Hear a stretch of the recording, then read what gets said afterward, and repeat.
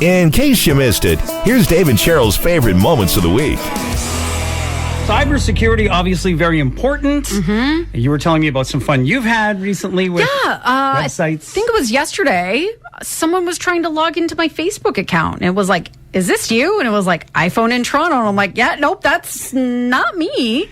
Scammers everywhere. And right? I just recently changed the password on it. So... And it's a hassle. Yes. You're trying to constantly change passwords because then sometimes they want you to change them again. And, you've used this one before. And now they're going to lock you out, right? Well, there's a school in Illinois that took a different approach. So during a cybersecurity exercise, they changed all the students' passwords to the same thing.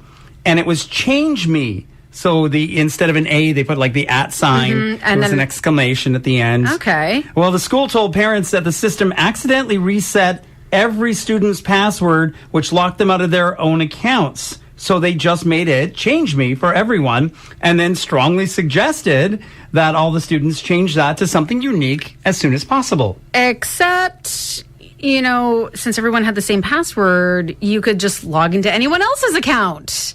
Check out their emails, papers, and classwork, and some kids actually did that until the school realized, maybe this was a bad idea, and then had to reset it again and set out special password processes for each individual person. Fortunately, it doesn't sound like there were any major problems, but a lot of parents were upset since the school essentially locked out students and then invited hackers in by making it one pass. How is that a good idea in anyone's mind? Where did you find this IT guy? That's what I want to know. Here's what we're going to do. We found him on Craigslist or something? We're going to have one password, and it's going to be 1, 2, 3, 4, 5.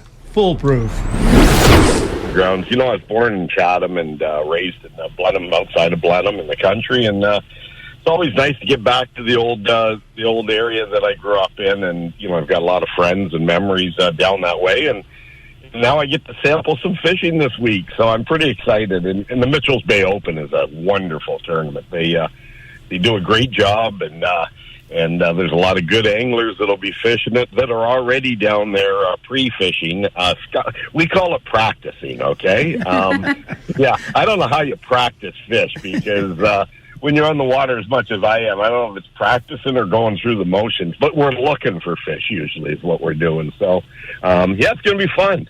So since you grew up in Chatham-Kent, do you find that gives you any kind of an advantage when you're going to be, fishing out of Mitchell's Bay this weekend?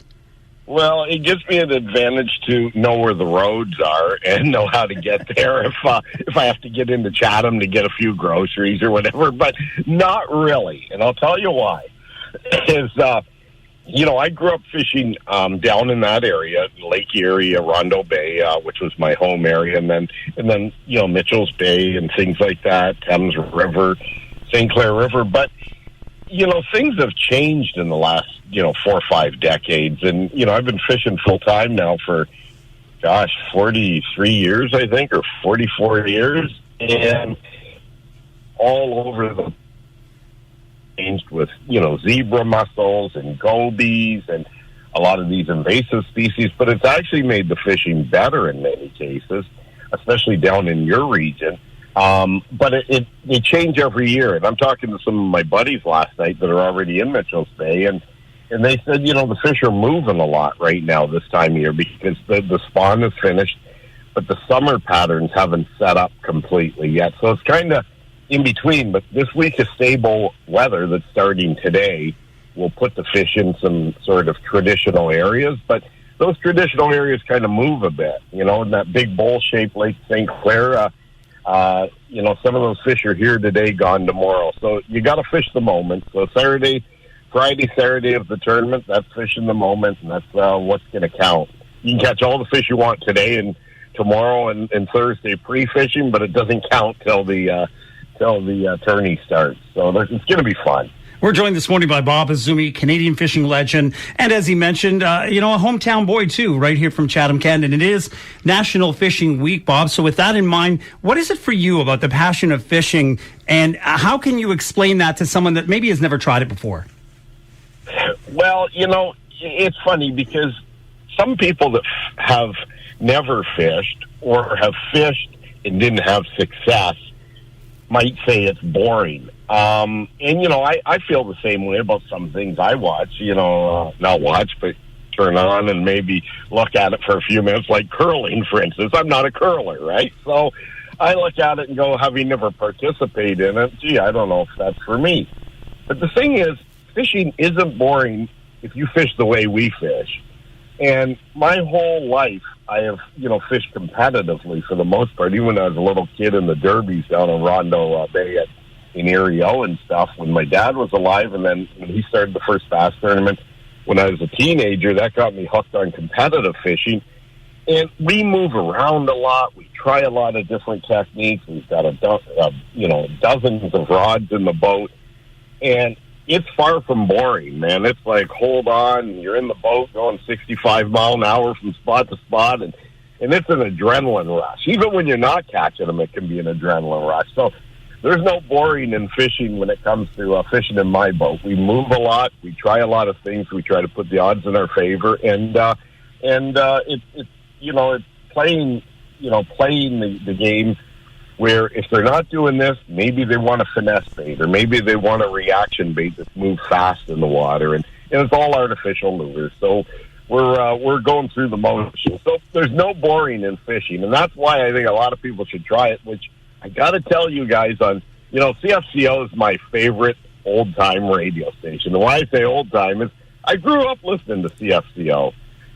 It's National Fishing Week, July 1st through the 9th, and it's free in Ontario. You don't need a license. So I recommend people just get out there, have some fun. You don't need a license, so you can try it and see if it's for you, Yeah, go talk to a friend or family member, maybe borrow a rod from them, give them some tips. So do you have any tips then for someone who's listening? Because I bet you things are a lot different now versus when you first started in fishing. I feel like you can find a lot more tips, social media, that kind of thing, about, how to catch the big one.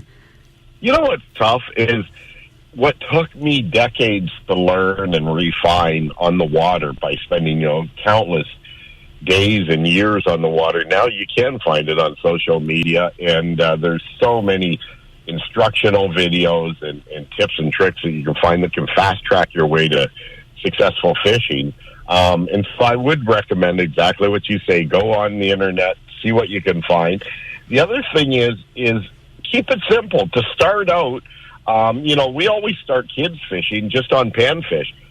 Mitchell's Bay and Lake St. Clair and that whole region that you guys live in is so easy to fish because there's every species of fish almost known to freshwater, at least in Canada, in that area. So it's common to go out there and catch, 3, 4, 5 different types of species just off the shore fishing: sheephead, rock bass, perch, sunfish, bluegill.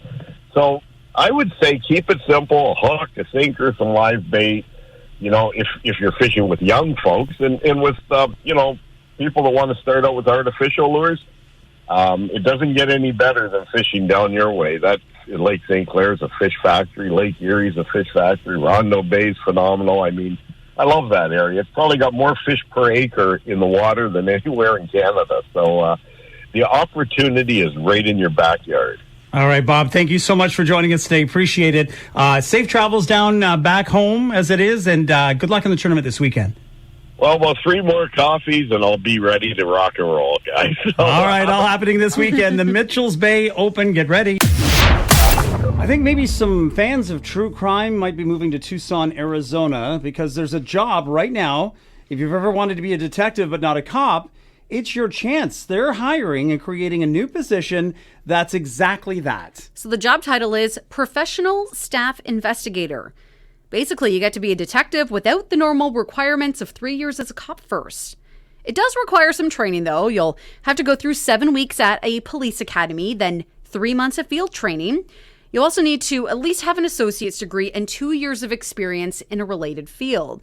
But after training, you get to do pretty much all the same stuff that real detectives do, like visiting crime scenes, but you don't get a gun.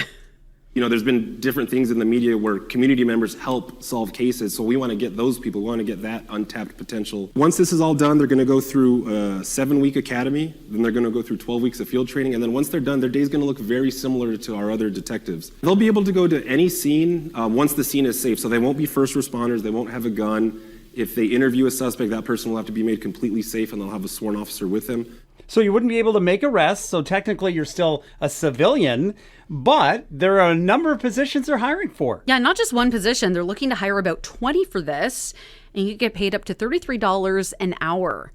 You know what? I know a lot of Facebook sleuths out there that do this for free, just stalking, potential romantic partners for friends out there.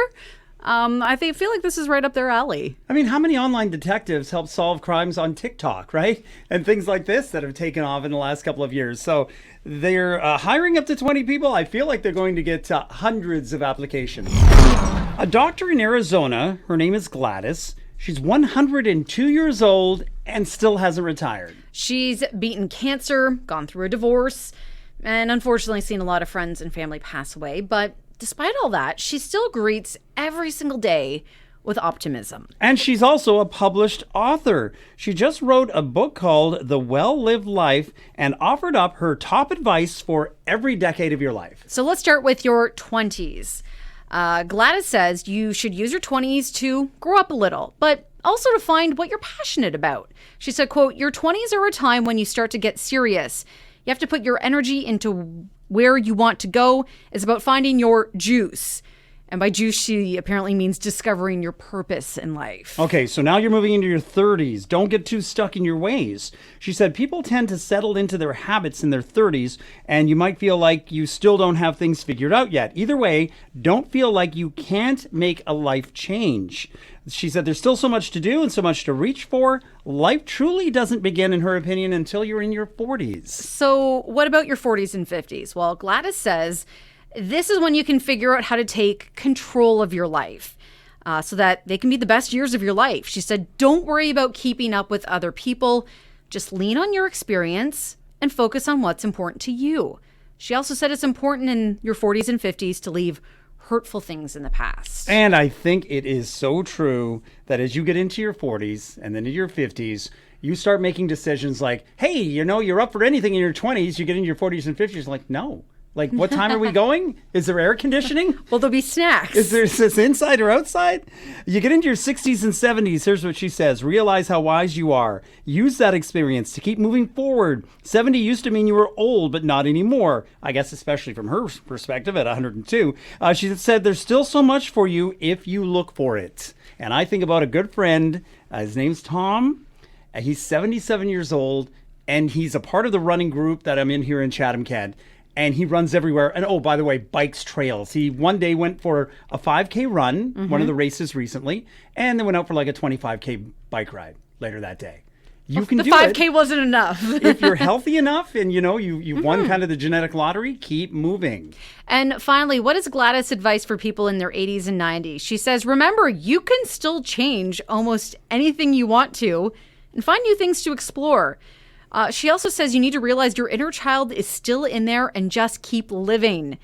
She also said a happy life is about connecting with your inner core and inner self no matter how old you are, saying, quote, if we do this, we will be exactly where we should be in each decade of our lives. Wow. She sounds absolutely brilliant and really has gathered together that lifetime of learning at 102 years old. So if you're interested, again, that book she just put out, it's called The Well-Lived Life. If you're trying to get in shape, maybe walk a little bit more, there's a company that's hiring a very unique position. As a new company, I'm excited to announce one of our first hires, a Chief Step Officer. You will be expected to record your thoughts and progress along the way, and to work your way up to walking 10,000 steps a day within a single month. So that is the goal, 10,000 steps a day. The company's called Jim Bird, and yeah, they're hiring a Chief Step Officer. And it's mostly a marketing stunt. It's not an actual ongoing position, but it's pretty simple. You just apply online, and if you're chosen, you'll spend a month training to get up to 10,000 steps in a day, which is kind of the goal that all these sort of, Fitbits and Apple Watches, it's the sort of the base target they want you to hit. So as she said, once a week, you'll have to share your thoughts in some social media posts, do a video blog about your experience as you try to build up. But here's the thing, you and I don't qualify, Dave. They're looking for someone who doesn't walk for exercise as it is. Yeah, so they don't want somebody that's, going out long distances now, long walks, hikes, runners, that kind of thing. they're looking for somebody that really is just kind of getting started in that journey to try and inspire others. So they're accepting applications until July 19th, and it's any adult that can apply. And by the way, I was looking at their website. It seems like it's open to anyone. It didn't say any restriction. They ask you what country you're from, so it does give you that option. Hey, why not? I mean, you could get paid $10,000 for about a month's worth of work. Yeah, not a bad deal if you're targeting trying to walk a little bit more, get in shape. I mean, it's hard when the humidity's hitting 40 degrees. Yep, unfortunately. But again, they're targeting this for July 19th is when they'll accept applications till that date. We've got several examples of law and disorder this morning. In California, in Venice, a wine store had over 600 rare and expensive bottles of wine stolen when someone cut through the roof of the shop and broke inside. My collection is starting last 16, 17 years. And some is very allocated, like, you get 3 bottles a year, 4 bottles a year. Those are very expensive. And I mean, how long is it going to take? I'm sure you had insurance, but they'll want to do a huge investigation into that because I'm sure these bottles of wine were very expensive. And it sounds like they targeted the most expensive bottles that were there. A guy by the name of Richard was recently sentenced to 4 years in jail for a scheme that involved him posing as an employee of one of those coin cashing companies and then taking off with the coin vaults. So he reportedly repeated this scam dozens of times back in 2021 and stole hundreds of thousands of dollars in coins all the way from Las Vegas up to Portland. He wasn't caught, though, until a suspicious store employee called police, which led to the investigation. And when they searched his rental van and his hotel room, they found 1.5 million coins. Wow. That was worth about $133,000. A man from Minnesota by the name of Alan was arrested after a series of robberies in Chicago. He got away with more than $8,000, and for some reason, he left the money in the getaway car, which he had parked outside of a shelter. Well, then someone stole that car. Police discovered it abandoned with the engine running and a door open, and there were red dye stains from an exploded dye pack in the interior. Now, Alan told police he'd loaned the car to some guy named CJ, and he'd never returned it. Police say, yeah, that's likely a lie to cover up the robberies. That's because Alan was caught on a recorded call telling his brother that the car was stolen and he got back into town and that he'd had $12,000 in it. Alan believes the thieves didn't know about the cash, which he had in a suitcase, but they did find it and took off with it. Now, Alan's only been charged so far with one of the robberies. He's connected to a second one. And the fact that he said $12,000 when originally it was $8,000? Yeah. Probably makes police think there's more robberies involved here. He had done a smaller one somewhere else. And finally, 2 guys in San Jose, California are in big trouble after they stored at least 20 tons of illegal fireworks in a public storage facility. And the entire building, of course, went up in flames because of it. Happened a few weeks ago, but police just revealed the cause of the fire. So after the blaze broke out, they searched other units in different buildings and found another 38,000 pounds of fireworks that were still boxed up. Those photos that you see of boxes that are all stacked up in front of the storage units were taken out from additional storage units that fortunately did not catch fire, or else the devastation could have been much more tremendous. I would say it is the largest in San Jose and one of the largest in California.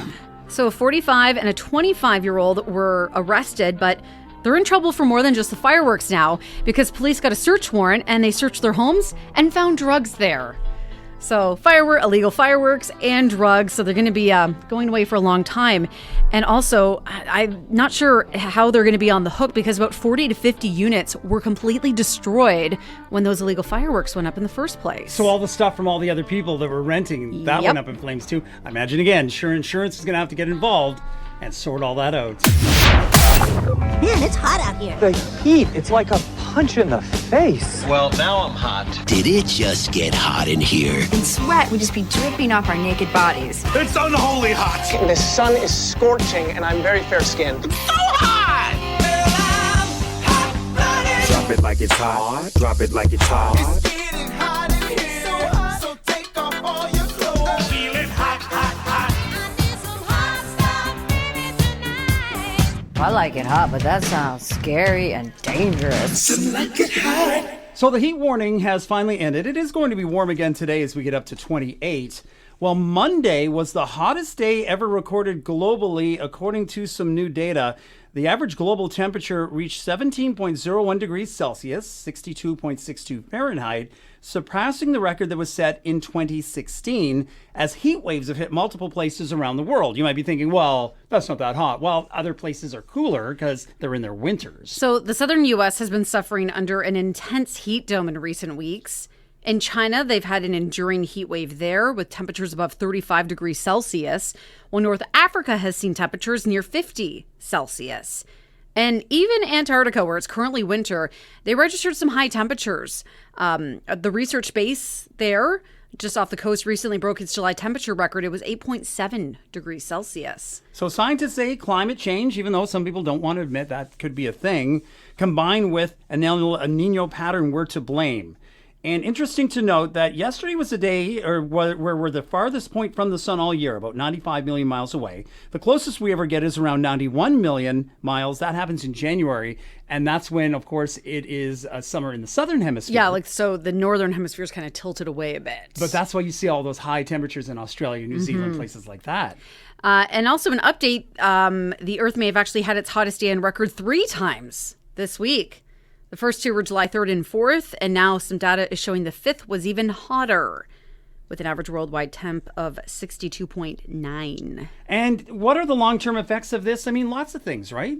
I mean, you get melting issues, all those kinds of things going on. The forest fires. Right? Another mitigating factor. Look, and I'm not saying that we're the contributing factor to it, and I get it. I mean, when we're talking about carbon issues and throwing more taxes onto us here in Canada and places like Canada, there's other countries in the world that are spewing out pollution left, right, and center that aren't going to get on board with these reductions, right?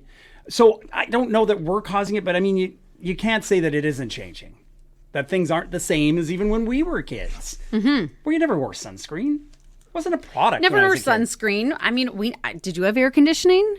We didn't have air conditioning. There'd be maybe 1 or 2 days where it'd be like super hot and that was it. And maybe we'd have a window unit in, but just like in the bedrooms to sleep at night, and that was it. The rest of the time, we just open the windows or run through the sprinkler, jump at the pool. I mean, our heat warning's over now, but I mean, that's just going to be the first of many that we'll get this summer.